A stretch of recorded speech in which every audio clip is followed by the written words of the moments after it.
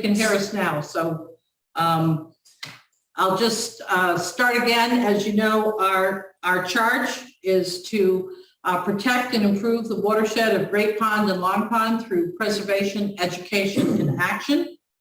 Our board of directors, which is listed above, consists of a group of dedicated folks. And if we'll take a minute just to look at that list, so you'll know who is leading us. And there they are. I won't be an adult reading to adults, but we'll take a moment here so you can just take in the names of the folks that are helping us out with keeping BLA moving forward here. Today, our agenda, we're going to start with a panel on water quality led by our milfoil invasive/invasives chair, Richard LaBelle. He's going to be joined by Dr. Danielle Wayne, the water quality guru at Seven Lakes Alliance, and also by Sharon Mann, who is our milfoil captain, for lack of a better title, and she's been with us for 4 seasons at this point. So she really seems to have her handle on the milfoil. They will be followed by a short wrap-up from the 2021 Loon preservation results by our own Dick Greenan, commonly known as Mr. Loon. And then we have a second panel, and the second panel will be led by our Vice President and Water Quality Chair, Bert Langette, along with Charlie Bader, sort of known as the dirt guy at 7LA, and our board member, John Atkinson, who also serves on the Youth Conservation Corps Advisory Committee to the Seven Lakes. Joy Intriago is our meeting coordinator, and she will be handling the question and answer period. So let's have her start us off with how to do that. So when you are using your application, your Zoom application, there's a place at the bottom of the screen for questions and answers. You'll see the Q&A, and that's the place to enter your questions. We will go through the presentation today and take the questions at the end. If you would please put them in as you think of them, though, we'll be prepared to answer those in the end. So the first panel that we'll be presenting today is led by Richard LaBelle and Sharon Mann and Dr. Danielle Wayne. Do we have Sharon's not. Hello, Sharon. I'm here.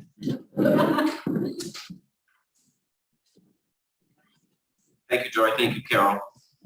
And to Sharon and Danielle here from Seven Lakes Alliance for taking some of our questions and getting you some of the answers. So as you go along through, like Joy just said, feel free to pop those questions into the Q&A and we'll redirect those at the end of this session. So a lot of what I deal with in my role at the BLA deals with the invasives, primarily milfoil. And Sharon, as we're aware, there's variable leaf milfoil in Great Pond. Already most prominently in Great Meadow Stream, but also in a few of the others, Roberts Mills and Rome Trout Brook. Have you identified any new areas of milfoil that we should be concerned about? And could you just talk to us about the isolation or the expansion of? Sure. So great news. We still haven't found any new variable leaf milfoil infestations within Great Pond. So it hasn't spread outside the existing infestations that we have in Great Meadow Stream, Rome Trout Brook, or Robbins Mill Stream. At this time, it looks like the invasive milfoil has actually been pushed back into the stream more. So every year we reduce the amount of milfoil that's out in North Bay. So 6 years ago, the infestation on North Bay was actually quite big. But for the past 2 years, we've only found 1 or 2 single-stemmed invasive milfoil plants in North Bay. So North Bay is looking a lot better. The stream itself is not looking worse. There are some areas that look a lot better, and there are some areas that continue to be stubborn, particularly the mouth of Great Meadow Stream, where we have all those native plants where this invasive milfoil can actually wrap its roots in with the native plants. So it's really slow removal there. But it's still contained, and our divers did an amazing job this year. They pulled out 32,000 gallons, which is the same amount that we pulled out last year, slightly under. So overall, I'm happy with the progress that we have made. Can you just give us an overview? I know we made some adjustments in terms of how we go about that with the teams, the structure, where we promote and sponsor the contract with New England Milfoil. How did that work? How did that play out in terms of where we started the spring teams through 7 Lakes, and then where did we end up with New England Milfoil? Sure. So typically what we do is we hire a field crew of about 5 to 7 college interns that have an interest in biology, ecology, marine sciences, things that are applicable to what we're doing. And then we also hire New England Milfoil to supplement, especially when these college kids return back to school in the fall. So this year we were able to reduce our dependency on the contractors by a little bit. And we started with our big crew of 5 to 7, but then we split them in half to make things more efficient. So instead of having 5 to 7 college interns work the same shifts, Monday through Thursday, they work 10-hour days. We split them up so they worked Monday through Thursday, and then another group worked Thursday through Sunday. For most of the season until we had to fuse the teams back together again. So this ensured that we had 7-day coverage out in the stream, which is really important because we still find motorboats sneaking their way into the stream, even though it's illegal for them to be in there, especially during the removal process. They also were able to focus their efforts on individual tasks. So we had a team of 3 that were the dash crew, the diver-assisted suction harvester crew, who run the rig with the vacuum. And then the other crew focused on installing benthic barriers.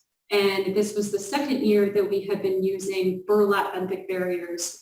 Last year, you'll remember we used as kind of a trial run for this new material. We were happy with how it went.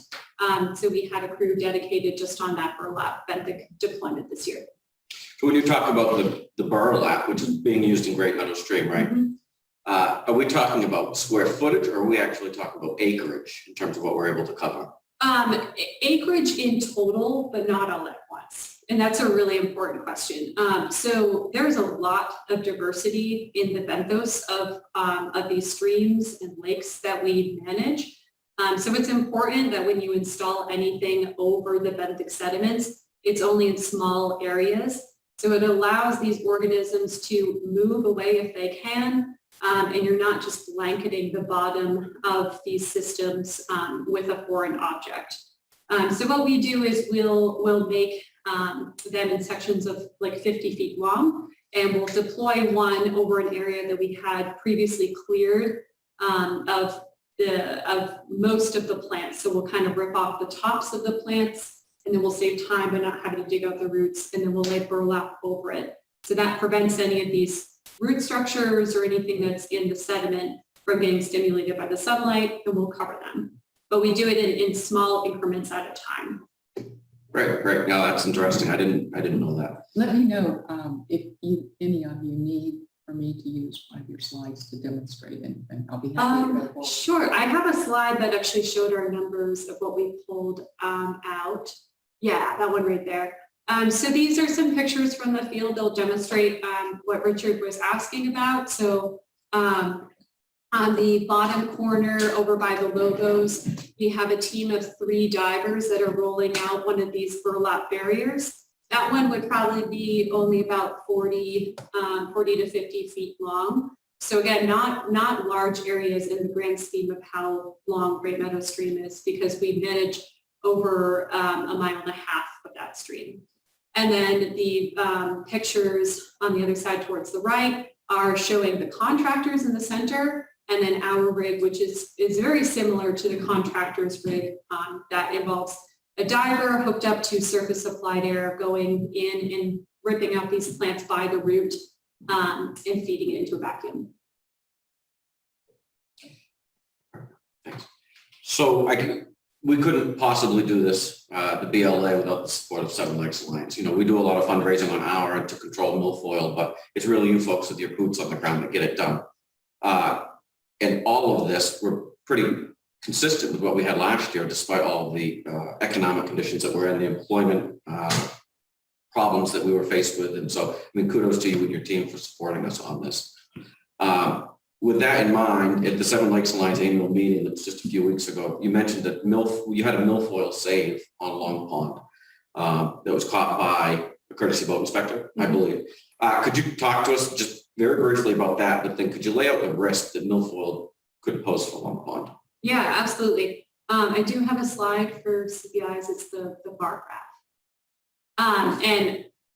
Thank you for pointing out our role in the milfoil effort and our work that we do, although we're the boots on the ground. You know, Belgrade Lakes Association, our fundraising partners, and you guys have been fundraising to help battle this invasive plant for a very, very long time. So obviously we wouldn't be able to do what we do without the support of BLA. So thank you very much for that. So this year we had two really great saves. Our CBIs caught on motorboats. One of them was coming into Long Pond, as Richard mentioned, which was variable leaf milfoil. And then another fragment was Eurasian water milfoil, which was caught getting into North Pond. Both of these fragments were really sizable plants. They weren't tiny. They were at least 6 inches long.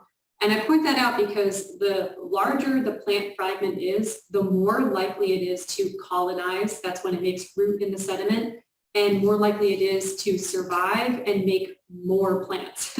So the bigger the plant, the more likely it is to turn into a full-on infestation, even within like a season or two. So it's really great that they caught those.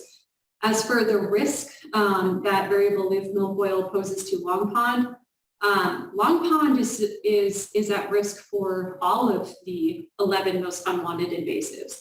So we are in the most highly trafficked watershed in the state as far as tourism goes. There are lots of boats coming in and out of our systems. So we learned this year from a new infestation that we have, a new invasive that we have in our system, that it's not all about milfoil. So Long Pond is equally at risk to all of these invasives as the rest of the Belgrades are. So staying vigilant, especially with early prevention such as courtesy boat inspectors, is really important.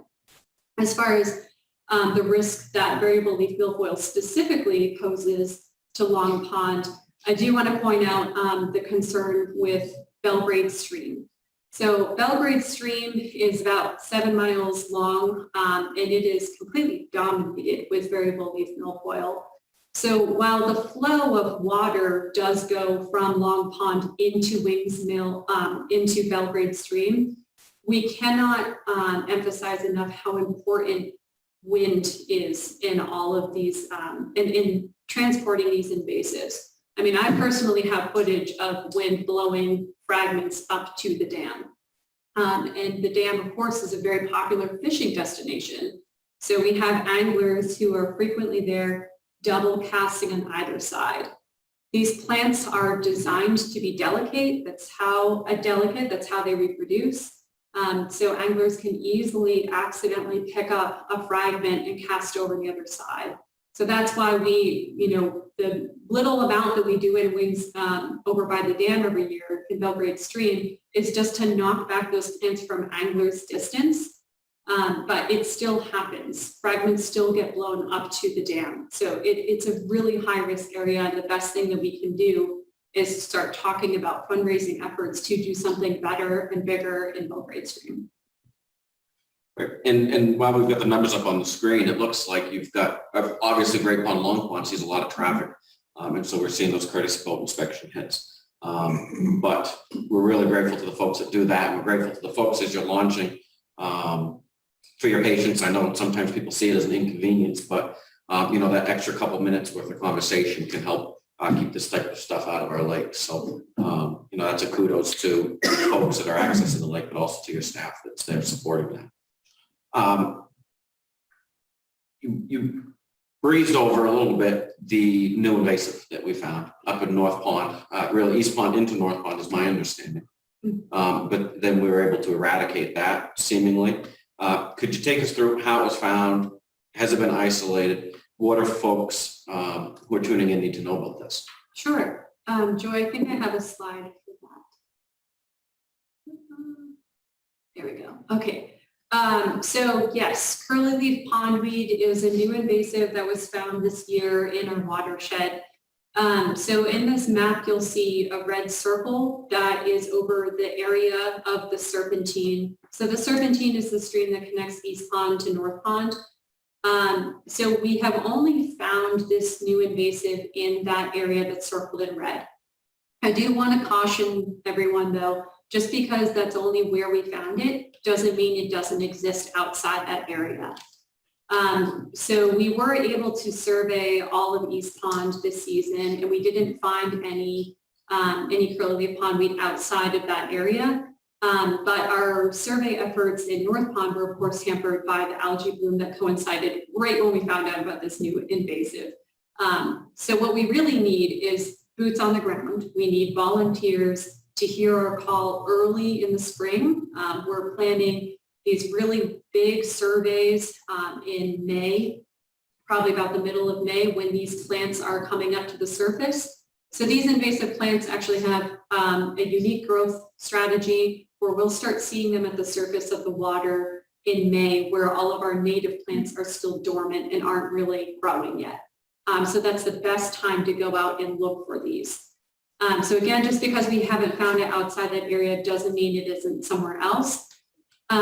So the small area in North Pond that we found it was an old mill stream, which is on the other side of the dam over by Sunset Camps. So we did remove all plants found in there, but we know from our battle with invasive milfoil that just because we removed all plants doesn't mean we won't see something return. So we will be, continuously surveying these areas and removing small plants as they come up. Same thing on the East Pond side of the Serpentine.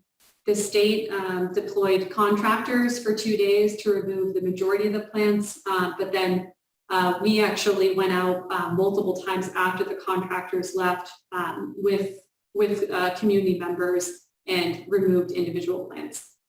This plant was found by a local person, Bonnie Jones, who is a resident of Moreau Lane over on the Serpentine.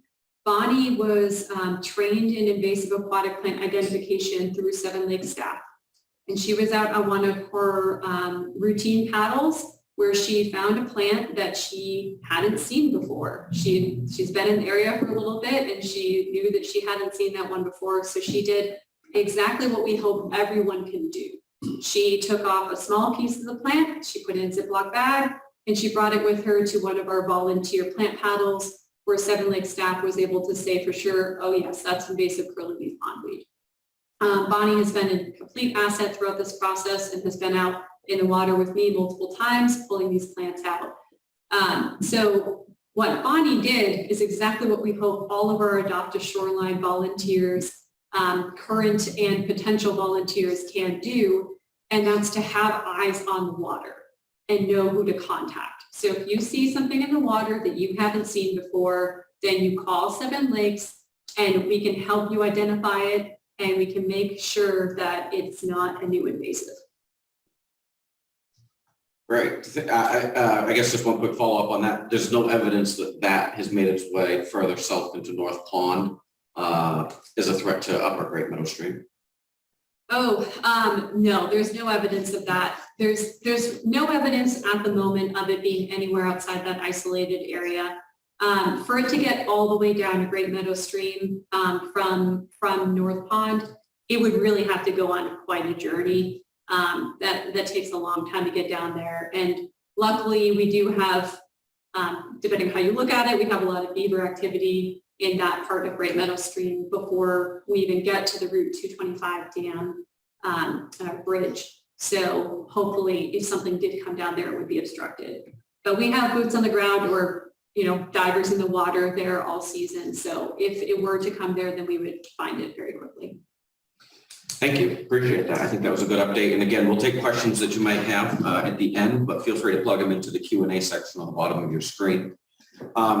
I guess I'm going to carry on with North Pond. We're really interested in Great Pond, Long Pond, but there's concern about the invasives that are up there. But we also know that their waters, Danielle, have not been at their best. No. And you folks have spent a lot of time up there. The North Pond Association has really put a lot of elbow grease into trying to clean those waters up. Is there a threat of their water quality on ours, whereas we're lower in the chain? Where are we in terms of the potential impact for that water on Great Pond and Long Pond? Well, so I said, you're below East Pond and North Pond in the chain. Every lake above the phosphorus that's in those lakes eventually comes downstream. So same as salmon's coming to Great Pond, North Pond's coming to Great Pond goes to Long Pond, so on and so forth down the stream. So in that sense, if there's a lot of phosphorus in the water there, when it will eventually make it downstream, it'll get GMS, Great Meadow Stream, is quite the long, sinuously wetland. So we're not entirely sure what happens to all that phosphorus between North Pond and Great Pond, to be honest, because there's a lot of environmental reactions with the plants and things like that that are going to, it isn't just comes out of North Pond and goes into Great Pond. There's a lot of complicated things that go on. So we don't know. We know that water from North Pond and salmon both will come into Great Pond and they will bring phosphorus, whether that's more than, and that is typically more than what we see in Great Pond, but how much water is coming in and when it's coming and how much phosphorus comes in at different times of year is probably a more important question. So, the dams are basically high most of the year. It's only this time of year where we start to see more releases of water from both those lakes. So in the peak growing season, we don't tend to see a lot of massive inflows into Great Pond from those lakes, besides the required environmental flow from salmon, and very little on GMS actually in the peak of summer. So, it is important, again, as you said, it's a watershed scale, they're part of your watershed. So protecting the watershed all above Great Pond is important for maintaining Great Pond's water quality. Thank you. So phosphorus, that's really what we're faced with in terms of our water quality. And the negative impact. We look at internal loading, external loading, through all of our studies and whatnot, external loading is where it's at. What we do on the land is what's impacting our water quality. We continue to see your average Secchi depth transparency. It's lessening, meaning that the depth at which we're able to see from the surface is shrinking. So not great for our water quality. If you're monitoring all of those various indicators or whatnot, how are we doing in terms of reversing the trend that you've referred to in the past? So I do have a slide here which actually looks at all our data. Joy, you can hit the next one.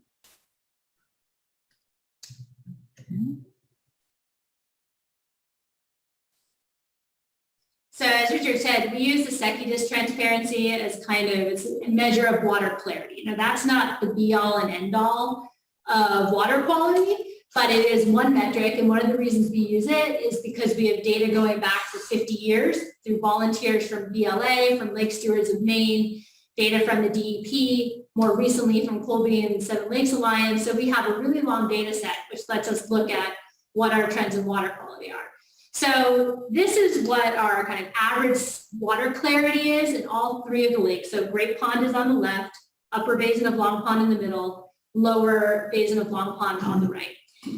And when you look at these graphs, the top is 0, the bottom is 30. And so that means the lower the number is, the better. That means you can see deeper. The red line is a line we do not want to cross. We would love to be below the green line, but as you can see, we rarely have ever been, but that should be our goal. But what I want to point out actually is that all three of the lakes had a fairly troubling trend from about 1995 to 2010, like it was barreling towards that red line. And then both the lakes got listed as impaired around that time, and that's when a whole bunch of focus came into working on the watershed. And so the good news is that actually, particularly Long Pond, we've definitely seen a reversion to having better water clarity since the listing as impaired.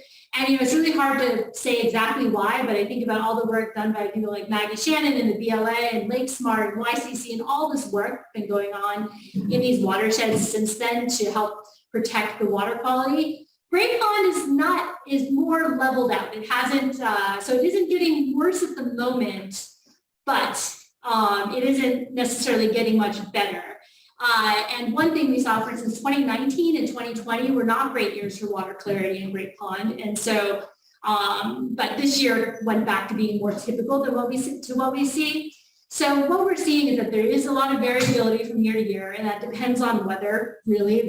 We all know we've been having weird weather patterns for the last couple of years where, for instance, this year, July was the worst year for water clarity in Great Pond, and that's because we had a lot of rain, and I think that means it's coming from the watershed. So what we need to do is make sure we're building resilient watersheds and lakes by protecting those watersheds so they can handle weird weather, right? It should be able to handle any kind of, whatever gets thrown at us for rain, heat. And so we constantly need to be working on the watersheds to make sure that we can, well, very least flatten out the trend.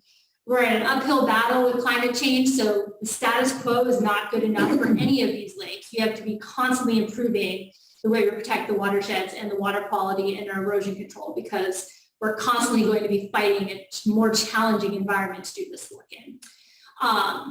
So that would be what I would say. So we just came out of a pretty wet summer as opposed to the year before where it was pretty dry, and sounds like we're maybe in a better position because of that. Could you just talk to us about the impact of dry versus wet, and where are we versus a year ago? So it's a really complicated question. And one thing I actually been trying to wrap my head around, what makes a good summer and a bad summer? Because, for instance, the water clarity is better this summer, but we have, gliotrichia is a type of cyanobacteria, little white poop balls that some people see on their docks and shoreline. And we have a citizen science gliotrichia monitoring program with residents on Great Pond and Long Pond. And this was the worst year for gliotrichia that I've seen since I've been here. So even though the water clarity was better, the gliotrichia was worse. So I don't know, but so it's to me, I'm not certain what drives, say, having better water clarity versus worse gliotrichia. I don't think anyone knows really. It's actually trying to understand how these weather patterns influence this, because it's not like the weather's the same all summer. It changes from week to week, and those changes, I think, which help drive some of the conditions that we see, whether that's clarity or glio. So I don't have a solid answer because we don't know actually. So we're still learning. Every year is a learning year. If we see new algal blooms, we know that there are areas where it kind of seems like the cloud just floats up and down the shoreline depending upon the wind. In certain spots, especially some of those shallower areas. Have we seen anything new or any new areas that have been affected? To my knowledge, like I said, this year we have seen more gliotrichia than we have in the past couple of years. But in general, I mean, we don't even have any single, this is an average, what I have up there, we don't even have any single measurements above the red line in Great Pond and Long Pond. They have the best water clarity of all the lakes in the system at the moment. And so you might see localized blooms in places, and it really depends on the wind conditions for the most part, but we haven't necessarily seen, we definitely are nowhere near an algal bloom like we see on North Pond, but people might have seen things localized on their shore, and that tends to be based on currents and winds and things like that. But I haven't heard of any big regions of coves or anything that are experiencing new blooms this year. Okay. So overall, good news for our two lakes. Yeah, I mean, thus far, I mean, the thing is, again, it's a constant, it's a fight again to keep the improvements and to improve even more to get back to where we were, because water clarity has been better than it is now. No, I mean, that's a pretty good overview of where we are, and I'm sure that folks will have some specific questions, and we'll field those a little bit later. But the one takeaway for folks, we've heard about keeping dirt out of the lake. We've heard about, different initiatives for folks to be able to get involved. People that are signed on today, what do you say would be the biggest thing that they could do to help mitigate the impact on the lake? So there's certainly on a personal level, making sure that your property is not contributing to the problem, that you get your lake smart evaluation, utilize YCC where possible. Also, I mean, I think you also need to lobby your local politicians to make sure that the money goes to helping improve roads and things like that contribute dirt into the lake as well. So it's bigger than just individual properties, it's the whole watershed, which requires a team collaborative effort in addition to personal efforts on everyone's part. So Great, thank you. And there's going to be another great section here with Bert and Charlie and John in a short while to talk about how you can leverage those resources and how those resources get funded. So I think that'll be great. Danielle, Sharon, thank you. I think it was informative, and we'll take some questions in a short while. Up next, we're going to have Dick Greenan, who's a board member who's coordinated with Lee Addicts, Loon Conservation Associates, I believe. A brief update on the year-end position of the Loon Preservation Project. Dick.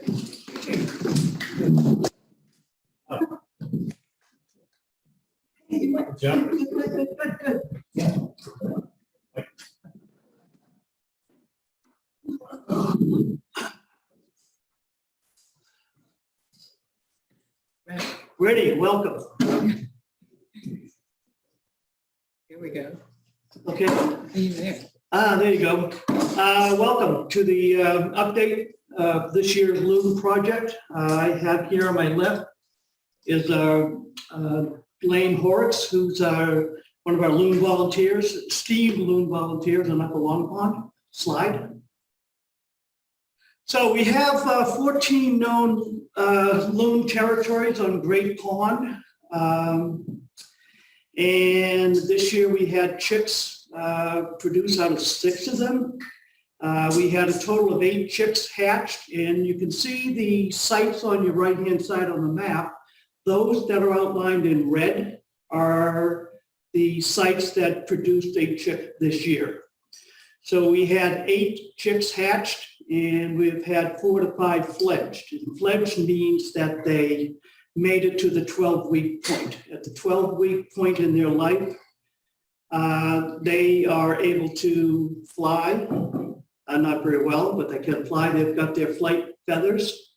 To put things into perspective, all of our loons that have hatched are now 18 to 19 weeks old. So they're more than able to fly the proverbial coop. Next slide, please. Long Pond has 11 territories, which is pretty good when you consider Long Pond is around 2,700 acres and Great Pond is up in the neighborhood of 8,500 acres and has 14 known territories, and Long Pond has 11. Well, this year we had 5 chicks that were hatched and 3 that are still around and fledged. Most of our loons have already flown the coop. The chicks are still with usually the female at this point, hanging around a little bit longer, nagging their parents to continue feeding them. Slide. We banded 7 loons last year, 5 on Long Pond and 2 on Great Pond. This year we banded 6 loons, all on Great Pond, and one of those loons was a chick that was large enough to be able to band. And you can see in this photo in the upper right, as soon as we bring, this is all done at night, and as soon as we bring the loon on into the boat, one person has the sole responsibility of wrapping the head in a towel, because this 5-inch long beak can be deadly. And now what you see in the bottom right in his rain gear is my cohort here to the left, and his first experience trying to corral an adult loon.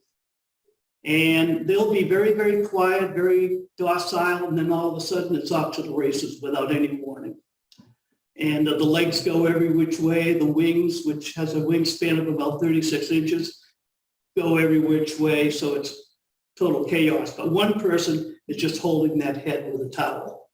And you can see the end product on the lower left is a adult with 2 bands on the right, and there are also 2 different colored bands on the left leg so that we can track their progress. So we had a successful last 2 years. And this will allow us to follow the loons, see if they come back to their territory this or next summer. And if not, where did they go? Slide, please. We want to give a lot of thanks to Lee Addicts, who's our lead loon consultant. This is our 3rd year in the program, and he is just a wealth of knowledge. That's Lee in the upper right. This is this past summer. We were out on Great Pond on a very, very windy day, but that's the only opportunity we had. And that's right before we all got nailed with a big wave that came right over the windshields. And that's Lee taking it right in the face. But so we do want to thank Lee, slide please, and all of our volunteers. Without our volunteers, we couldn't do this job. We have right now 7 floating nests to augment the natural loon nests on the lake, and they have been successful. But we do need volunteers. So if you or a colleague, a family member are available from Memorial Day to October 12th weekend, every year, we would love to hear from you. If you're on the lake, you would be willing to give us a hand. Slide, and I think that's, oh, everyone always asks, where do our loons go in the winter? So this is a study that Jim Parrick from St. Joe's College in New Hampshire had just presented here about 2 weeks ago. And you can see this is data that's been collected over the years, but typically those from Maine will go to the coast of Maine. And elsewhere, there's actually a documented loon from a lake way up in northern Quebec that flies all the way down to the eastern seaboard, down to Georgia, and then hooks a right and goes to Louisiana every year. And this has been documented for, I think, 3 to 5 years. Maybe to Mardi Gras. He likes to go to Mardi Gras. So slide, and I think that is it. Yeah, so I want to thank everyone for their continued support. Couldn't do it without you. This program will be on the BLA website, which is blamaine.org. Probably here in the next couple of days. Also, the Long Pond and Great Pond watershed surveys are on there, as you can see, and all of the Loon survey data is all there as well. So thank you all for your continued support. Thank you. Bert. Yep, is it Bert? Yep.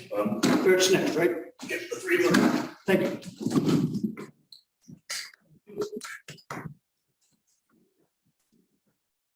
Did I do that in 3 to 5 minutes? Yep. Good. At least we're gonna say so.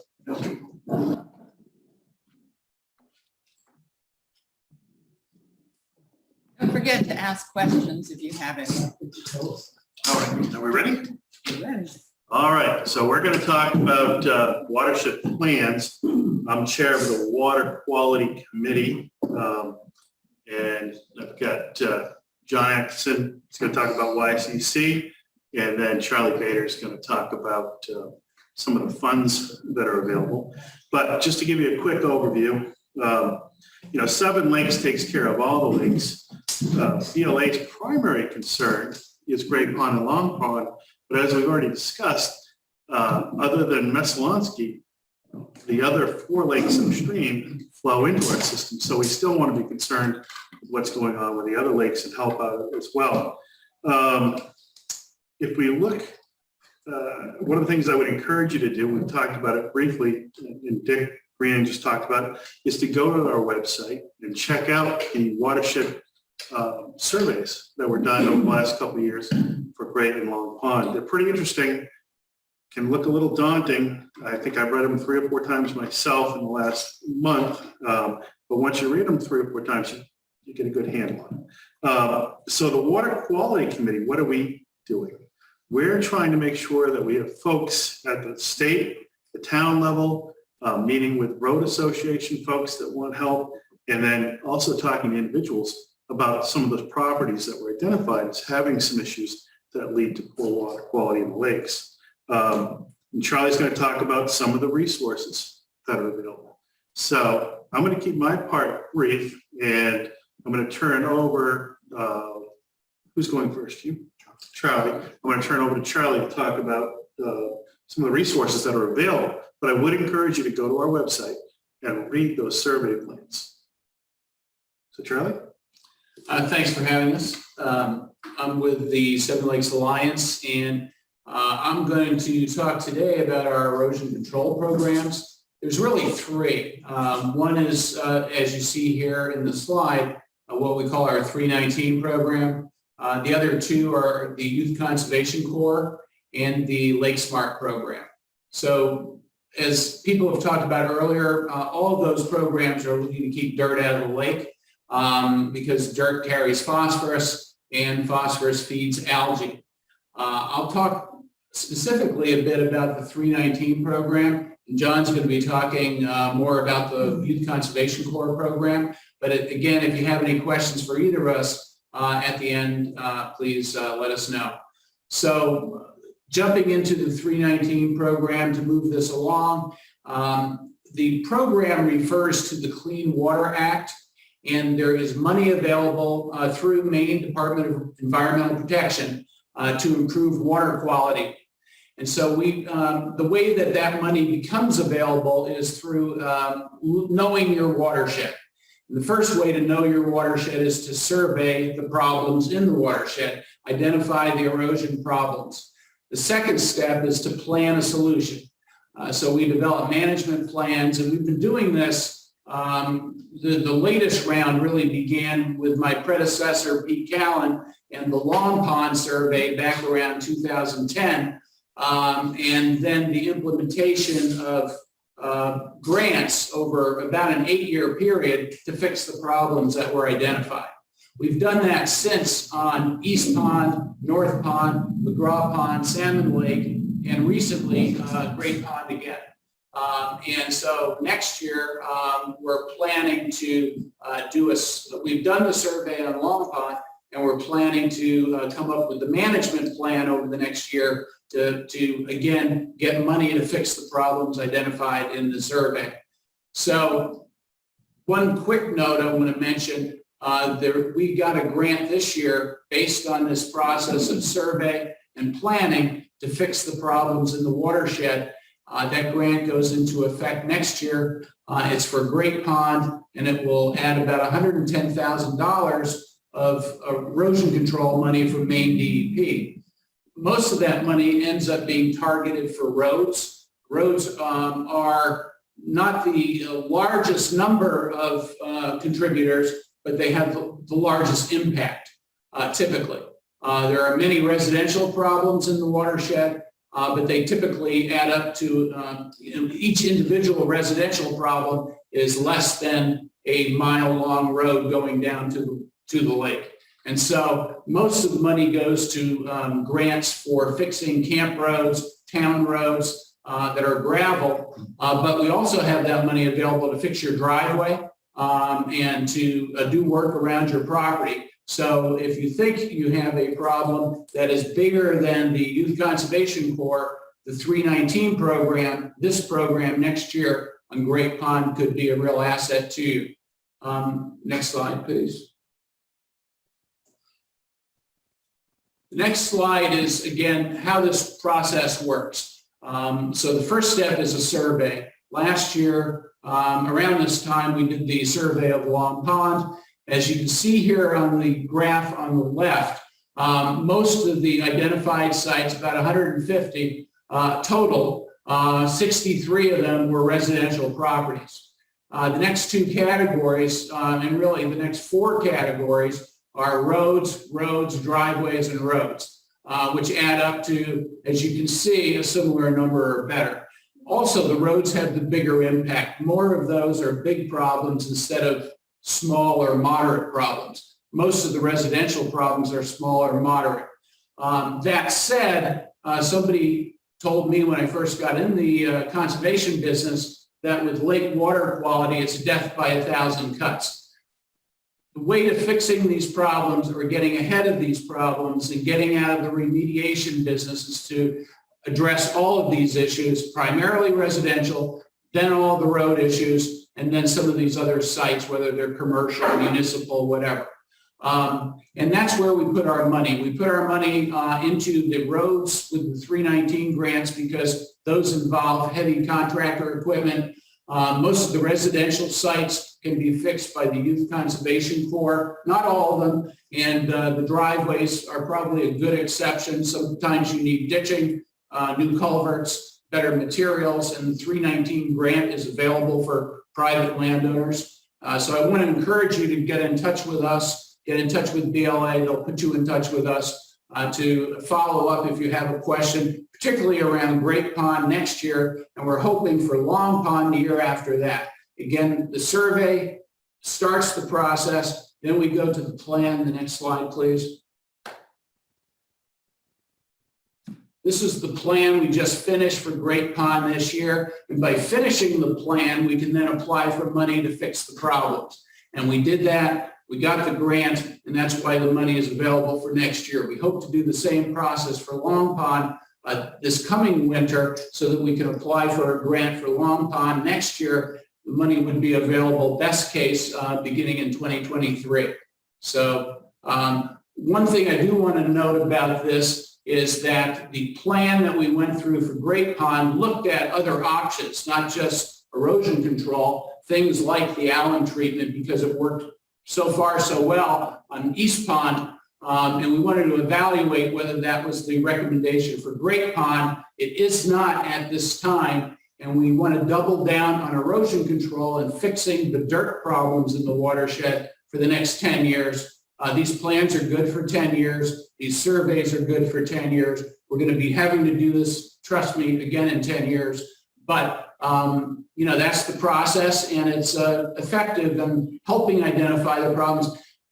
There's lots of new development going on in the watershed. Thankfully, much of that is being done well. But there are going to be additional, not only climate change stress in the watershed, which is very real because of summer, et cetera, but new development risk as well. So we need good ordinances. Part of this plan as well says, which is not on the recommendation list, is saying work with the towns more closely so that we get better ordinances to protect water quality as well over the next decade. We're already doing that with the town of Belgrade. We're talking about trying to coordinate between Belgrade and Rome more effectively, and we hope to make gains there over the next 10 years as well. That's all I need to say. And if you have questions, I'm happy to discuss any of our programs, Lake Smart, YCC, or the 319 program, but thanks for having me. Thanks, John. Yep. All right. Well, John, would you like to tell us about Youth Conservation Corps, because it kind of goes along with what Charlie just said? I will indeed. Thank you. Thank you both. I first started with the Youth Conservation Corps way back, my own story, in 2009, where I invited, I think it was Pete Callan at the time, to visit my property and evaluate, this was before Lake Smart, I think, and evaluate the runoff that was going down my driveway into the lake. And I wound up dealing with YCC for the first time. And Charlie, I'll ask you to describe the cost sharing on the YCC program with the resident and and how we work that with the materials. But I arranged with the Youth Conservation Corps to plant 20 blueberry bushes on my property and install a couple of box culverts as well, which are things that you can put along the driveway to capture the runoff of silt and material running down the driveway from rain and snow melt. And I was so impressed with the work that was done that I then applied for and became both a member of BLA's board as a volunteer and a member of the Youth Conservation Corps, which is managed by the YCC. So fast forward from that is that we are now running the program. Here we are in 2021. It's running at about a $100,000 budget rate every year. This past year in 2021, there were 35 projects completed on Great Pond and Long Pond. And these are projects such as I just described for myself, which is to limit the runoff from property into the water. And some of that can be just planting plants, like I mentioned, advising on particular runoff problems that somebody might have to divert the water into the Duff. And the program has been extraordinarily successful. Hire usually high school students, maybe a college student or two, to be the team leaders on the programs. but hiring high school students to be do the manual labor. And Charlie has been in charge of this for a good number of years now, overseeing the program with a program director that works hand in hand with the groups that go out. We've had 2 teams going out this past couple of years, looking to expand in 3 to 3, because thanks to Dr. Wayne, who spoke with you a little bit earlier, it's been identified, she did a lot of the heavy lifting on this, that the problem is external loading rather than internal loading, being runoff from the property of the watershed into the lake, whether it's road or individual homeowner properties, and not so much what's already in the lake in terms of phosphorus. So that has elevated projects like the YCC and programs like the Youth Conservation Corps into a much more prominent position than there ever have been. We did, because of that increased knowledge, we have arranged we did a fairly major matching grant fundraiser this year, where we have raised now $45,000 towards the $100,000 annual budget, which we hope to increase that budget, of course, from $100,000. There are contributions from some of the towns, the other lake organizations, and individual contributions. If you go onto the website of Seven Lakes, in this case, you'll find that there's a box to tick off to identify your contribution to go to the YCC program. BLA it did do the fundraisers, BLA sponsored fundraiser along with YCC, and that $45,000 is a major input to the program. So BLA historically has been the largest contributor to the Youth Conservation Corps program, largest single one, along with the towns and the other lake organizations, and of course individuals. So that's I think what I have to say. Charlie, I would like you, if you could, to describe the cost sharing arrangements with YCC, how it works for an individual homeowner, and maybe do a little better job on describing what a box culvert is than I just did. I'll start with the cost sharing. One thing I just want to mention, since I'm thinking about it, is these programs work because of collaboration. The surveys are funded by the Lake Association, so BLA has been funding these surveys to get the process going.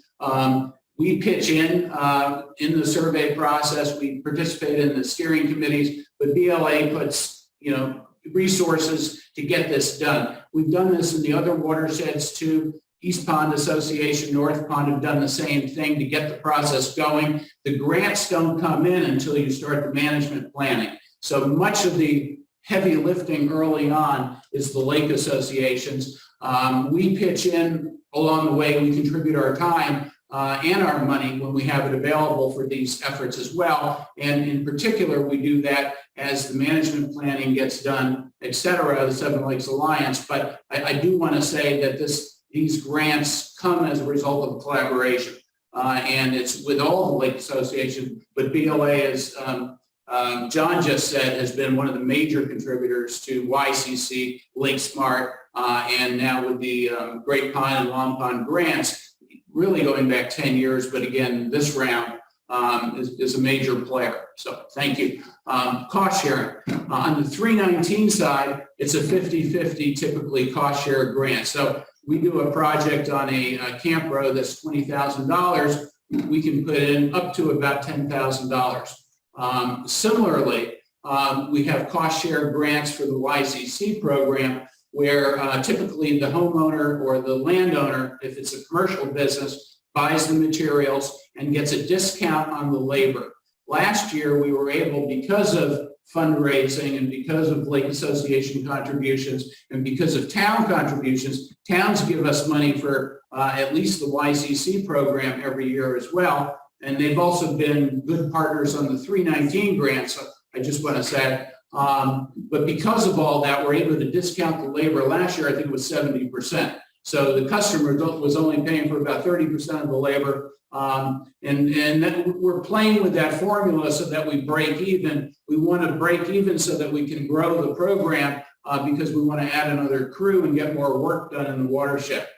Building our capacity is a big deal. I contacted one of the local landscaping companies this year who I respect and wanted to do a project with them. And because with this 319 money we had, he couldn't get to it this year. He's booked ahead, and he told me that in June. So we need, as a group and as a community to build our capacity for these programs and to do what you can yourselves. Again, find out more about what you need to do from us, and we'll try to put you on our Youth Conservation Corps list for next year, or the 319 list, or get you into the Lake Smart program if you want to get started talking with an overall evaluation. But thank you. Great, thank you, Charlie. All right. Charlie, could I just ask you briefly to explain to the folks how you got those data points, locations for the erosion non-point source? How did we get that? Was it by boat? Was it by foot? Can you talk about the actual effort to get that briefly? In the survey. Yes. Yes. So again, a great community effort, these surveys. So typically they're, as I said, they're funded by the lake associations. We were able to do a grant for one of them. With that in mind, the Lake Association hires a consultant. We're pitching in 7 lakes. The various people on these lake associations, typically water quality committees, pitch into these surveys. We organize volunteers. We just did Messalonskee Lake for the first time in 20 years, and we surveyed that just in the last month. There were probably 20 volunteers on that project. It's a big watershed. It's the biggest physical watershed in the bigger Belgrade Lakes watershed. And with that in mind, we're going, the nice part of it is you're going out and you're meeting the customers on the ground. You're going door to door to door to look for erosion problems. And when you find an erosion problem, you write it down, you get the GPS location, and then that's followed up with a letter to the landowner saying, we found an erosion site on your property. We'd like to work with you on that, provide technical assistance, potentially get involved in a project to fix the problem. And so we do that. We do that all the time anyway. But the surveys, for example, on Great Pond, we had over 200 sites that were identified. On Long Pond's survey, it was about 150 sites. Again, those are all recorded. We follow up on those. In the management plan, we say we're going to try to fix all the high priority sites and the medium priority sites, and then refer the lower priority sites, which are somewhere over half of them, to the YCC program or the Lake Smart program for follow-up. But we actively work to get in contact with landowners and tell them that they can fix erosion problems on their property, and we're glad to be of assistance if we can be. So did that answer it? Do you go door to door, or was the survey from the shore? We go door to door. We're on the land. We drive up to a road. We walk the road. We just, like I said, did Messalonskee. Well, it's an interesting question. One of the areas I had was an area very far from the lake. Another area was right on the shore. So with the shorefront properties, we're going door to door to door to door, looking all over the property. When we send a letter out to do a survey, we send the homeowners a letter and they can opt out. So if they don't send a letter back saying, we don't want you, we go and knock on the door, introduce ourselves, look at the property, write it up, and if there's a problem. Now, what we don't do if they don't have a buffer, there's a lot of properties, as you know, that don't have a buffer around the lake, or the buffer is minimal, and we don't write those up. Those are not erosion problems, but they do get referred to Lake Smart for follow-up. So we do track those to a certain extent, but the purpose of the survey is to identify erosion problems, because we got to keep the dirt out of the lake is the bottom line to reverse the trend. Thank you, Charlie. One last thing, box culvert. Yes, box culvert. The design of the box culvert.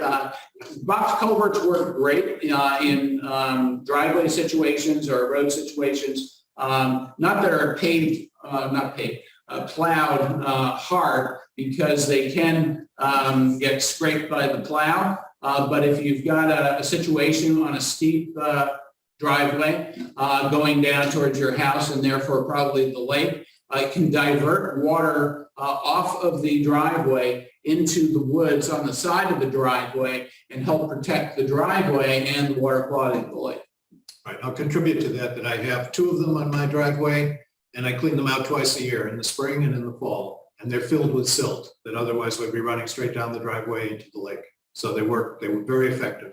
They're great, and in the right situation with the right design, they work very effectively. Sometimes we advocate for something called rubber razor, and that is more fragile when it comes to plowing. So the rubber razor is good for a road that's not plowed. Box culvert is good for a road that's plowed occasionally, and you probably want something a little more heavy duty for a camp road. But they can be very helpful. Great. Thank you. And with that comes the conclusion of this panel. Thank you, Bert. We'll look for your questions at the end.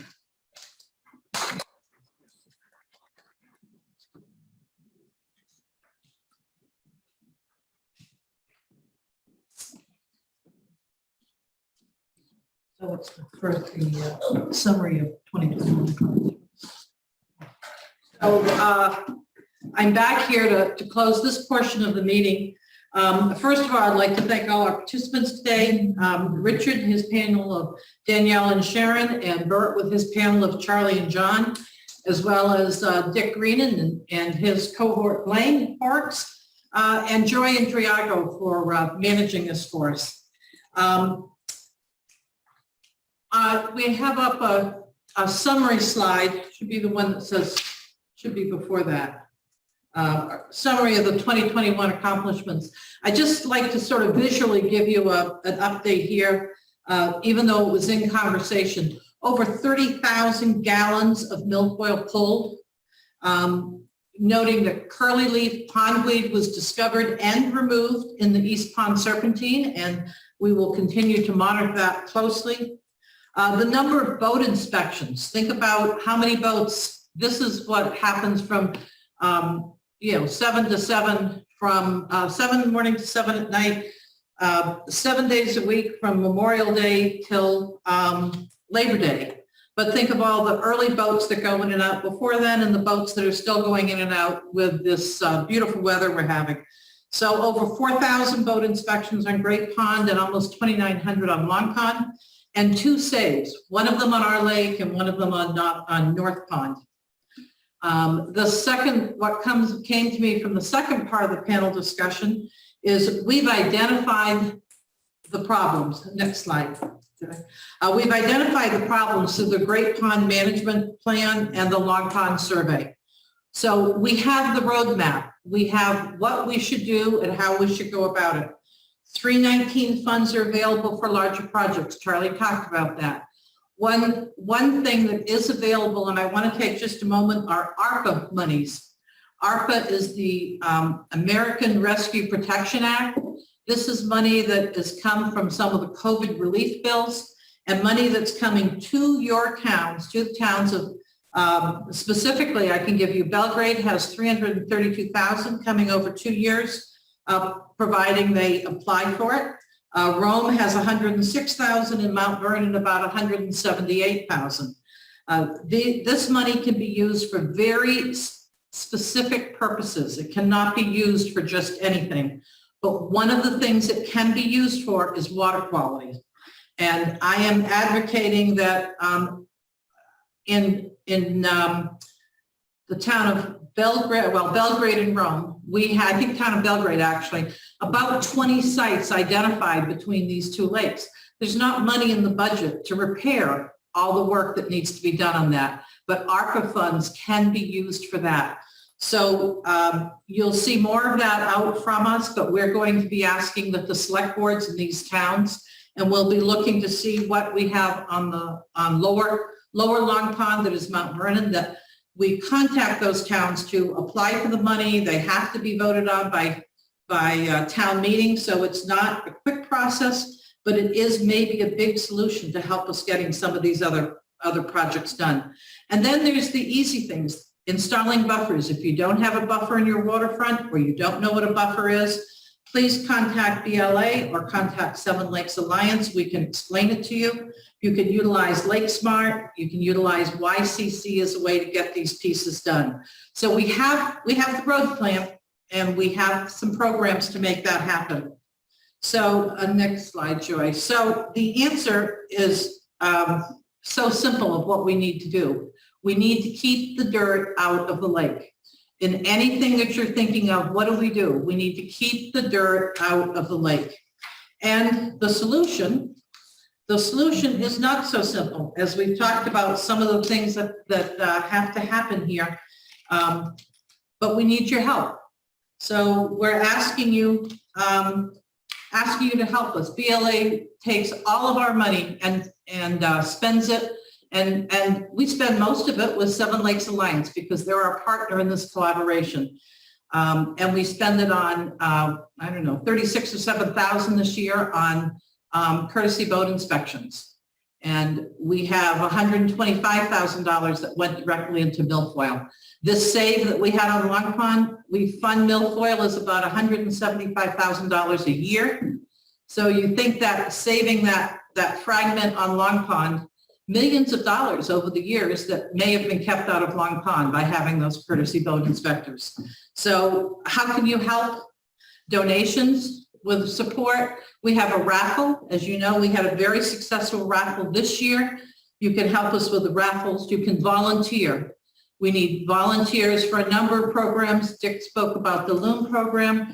We have Adopt a Shoreline, which is a program that is getting revitalized, helping with the loons. Help if you want to be a Lake Smart evaluator.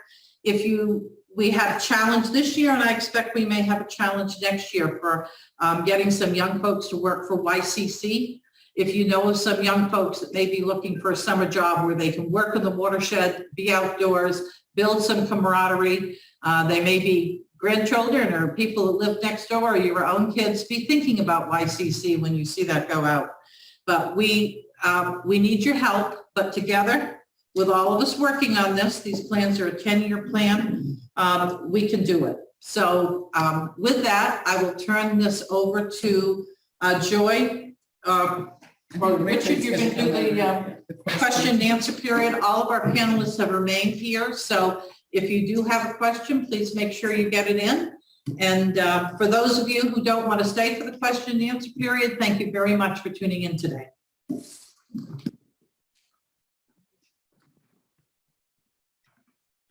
All right, thanks again, Carol. Got two outstanding questions for those that might be curious about what other folks had asked that we've answered during the course of the meeting. Those are under the Q&A section. But if we could bring our Loon folks back up, we have a couple outstanding Loon questions. Okay.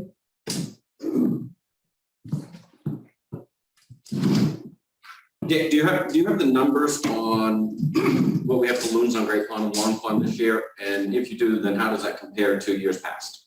The total loon population numbers are actually done by Maine Audubon. Thank you very much. I got another senior moment. And the only figures that I have from Maine Audubon go back to 2019. They're a little slow in getting the numbers to us. But with that said, in 2019, Long Pond had 41 adults and 7 chicks. The average over the last previous 10 years was also 41 adults and 5 chicks. So that's a pretty solid number. Great Pond 2 years ago had 65 adults and just 2 chicks. And of course, we only had one of those that fledged and flew off, which was part of the reason why we had this project. In 2018, Great Pond had 79 adults and 2 chicks. So, and then back in 2016, Great Pond only had 44 adults and 5 chicks. And a lot of that has to do with the weather. And if the Loon Audubon survey is done on a particular day at 7:30 in the morning on a Saturday morning, and if the weather conditions are not conducive, then we're not going to see the loons. So a lot of that, there's some gray area in there. So, but that will give you an idea. I hope that answers your question. Thank you. The other question we had come in was about the banding of loons. I mean, it's not really tracking per se, but, we're able to identify their patterns if they go other places. Can you talk to us about those that you've banded? And have we been able to identify any that have returned, or what do we see the typical pattern? That's the reason why we banned them, and also for people in other lakes. These are, all the bans are recorded in a national database. So they may end up on some of the lake that we're not monitoring. So they will be in a national database. Now in Long Pond, we had one female that came back right after ice out and was accosted by another female in Beaver Cove and Upper Long Pond. And that female, the intruder female, kicked out our banded female. So consequently, we didn't have any production in Beaver Cove this year. In Ingham Pond, that was Lower Long Pond, that was a phenomenal success because the male and the female that we banded last year came back.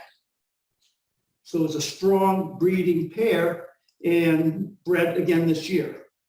We had the 2 chicks. They produced 2 chicks. Within 2 weeks, we lost both chicks. So hopefully this banded pair will come back because they are a strong pair. Then there is one location in Lower Long Pond where we banded a female about 12 years ago and it keeps on coming back every year, except for this past year. So maybe she felt, found better dig someplace else. Or as far as Great Pond, we have not documented any loons that we have banded come back.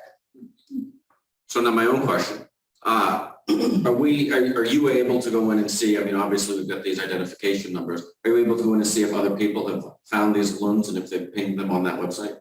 No, but that's a good question and I will find out. That would be kind of neat to, That would be, yeah. where are they going? Yeah, and I'll ask me about that. Good question. And how do we lose chicks? What can we do to try to prevent that if there's anything? It's heartbreaking. Unfortunately, we don't want to hear this, but the chicks will actually take out other chicks. If there's a smaller chick in the litter, the other larger chick will take it out. An intruder will take out a chick or both chicks to bring in their seed, if you will. And I have physically seen that, unfortunately. Snapping turtles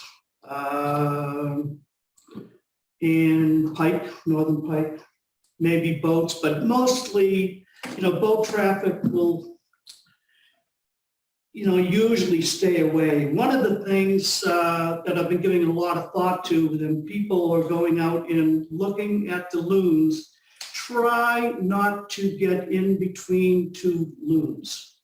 As you approach a pair of loons, very likely there's a chick, if it is in the breeding period, that, you're not purposely, breaking up the family, but if you come in and you separate the chick from an adult or separate one adult from the other adult, this is very detrimental and you could lose the territory. You could be responsible for losing the territory. So that's a caution we all have to observe. That help? Yeah. Any more questions for loons, water quality, milfoil, some of these partnership opportunities, 319 money, Youth Conservation Corps? We're here to answer your questions. Doesn't look like anything else is coming in. We'll just give you, say, 10 more seconds if there's going to be. And in that amount of time, we thank you again for joining us. Carol, do you have? I have just a quick closing. Okay, sorry. Oh, no, stay right there, stay right there.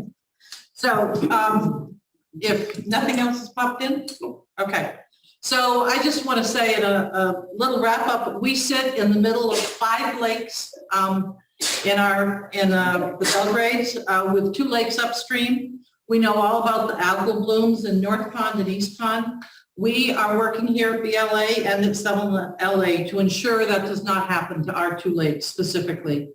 Belgrade and Rome are touched by 5 of these 7 lakes. Great Pond and Long Pond are listed as impaired, and Salmon, McGrath, and Messalonsky are listed as threatened. So just remember, water flows downstream, so we have to all work together. Water also flows downhill, so it's much more than just those people in the shoreline that have to work on this. It's roads, it's coming, water comes down, gets into creeks, creeks come down, they get into streams, streams come into the lake, all loaded with phosphorus. So whether you're someone who comes here for a year, or you're able to be here for more of the summer season, or if you're fortunate enough to live here year-round, together we can work together to make this happen. I like to say we can take care of this little slice of heaven we have here known as the Belgrades. Thank you for joining us. Have a wonderful day. Thank you. Oh, go ahead, clap. Thank you all. Thank you. So we made